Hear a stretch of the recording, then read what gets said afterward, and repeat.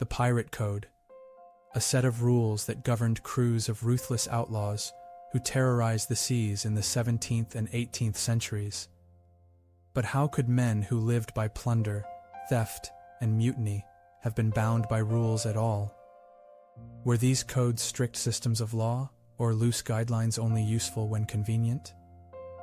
Why did hardened criminals embrace ideas of equality and democracy long before most nations of the world even considered them? And could it be that pirates, often remembered as cutthroats and villains, were also unlikely pioneers of political ideas that would go on to shape modern society? The age of the Pirate Code unfolded during what historians call the Golden Age of piracy, roughly spanning from the 1600s to the early 1700s, with activity stretching from the Caribbean to the American colonies and across the Atlantic and Indian Oceans. This was a time when European empires clashed for dominance, pushing their navies, merchants, and colonies into contested waters. It was also a time when thousands of men, driven by poverty, harsh naval service, or opportunity, turned to piracy.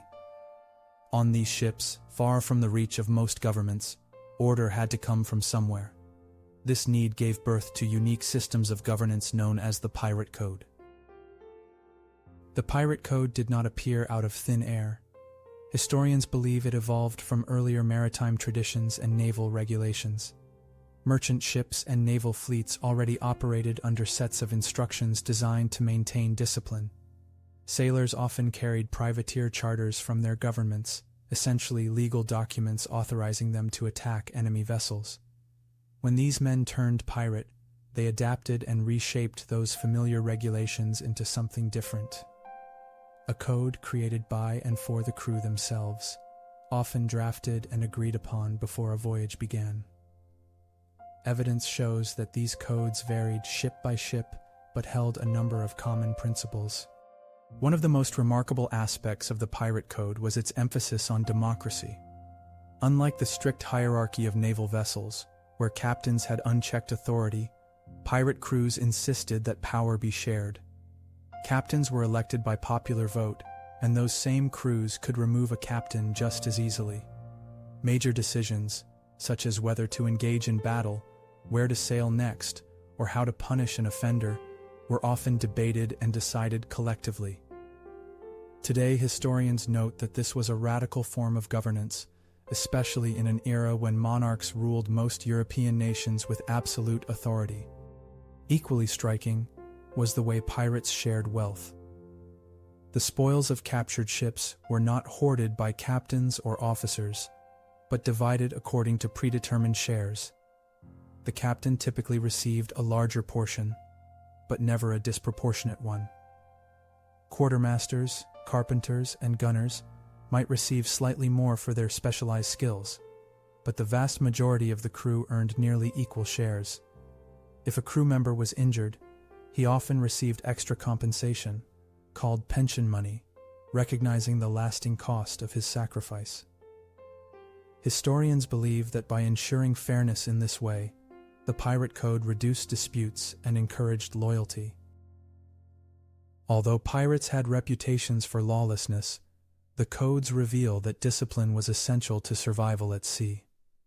The Pirate Code frequently included rules against theft among the crew, against gambling with essential equipment, and against fighting below decks where accidental injuries could endanger voyages. Weapons often had to be kept clean and ready.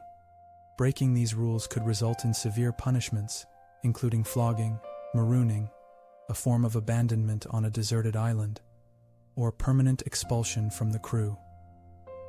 Evidence tells us that while pirates broke the laws of nations, they upheld their own code rigorously, proving the value of internal order in a dangerous profession.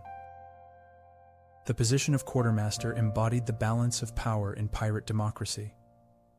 Elected just like the captain, the quartermaster held authority over discipline, distribution of supplies, and division of plunder. He often acted as the mediator between the captain and crew, preventing abuses of power. In some cases, the quartermaster even led the boarding party during an attack, while the captain stayed at the helm. This separation of authority between captain and quartermaster is seen today by historians as an early form of checks and balances, ensuring that no single leader could dominate the ship. Surviving documents reveal specific examples of pirate codes. The Articles of Bartholomew Roberts, one of the most successful pirates of the early 18th century, contained strict rules: equal voting rights, bans on gambling, prohibitions against cowardice in battle, and lights out at 8 o'clock to enforce rest. The code of Captain John Phillips around the year 1724 even outlined exact punishments for theft or drunkenness. These articles underline how pirates, often painted as reckless marauders, actually lived under detailed systems of mutual agreement, forging order from within their floating communities. The pirate code was not just about survival, it carried undertones of rebellion against the broader world. Sailors who had labored under brutal naval officers or merchant captains found a new kind of freedom on pirate vessels. Here, they enjoyed voting rights, equal shares, and protection under rules they themselves had agreed upon. Historians suggest that piracy acted as a social alternative to mainstream society, allowing men on the margins of empire, including escaped slaves and displaced workers, to carve out communities with principles of equality far ahead of their time. While these acts were still violent and criminal, they also revealed deeply human desires for autonomy and respect. By the mid-18th century, the golden age of piracy had faded as powerful navies cracked down and trade routes became more secure. Yet the legacy of the pirate code endures. Today, historians and political theorists often cite the pirate system as an early experiment in egalitarian governance, where written constitutions, voting rights, and shared wealth stood in contrast to the monarchies dominating Europe.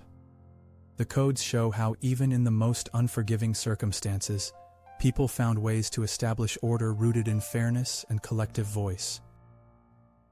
The pirate code remains one of history's most striking contradictions: rules and democracy among men defined by breaking the law.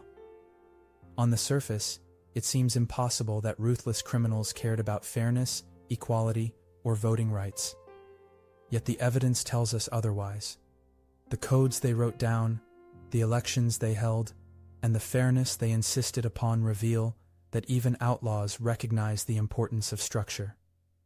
Pirates may have been feared raiders of the seas, but their codes remind us that democracy often emerges in the least expected places. And though their sails have long vanished from the oceans, their vision of shared power continues to spark interest centuries later.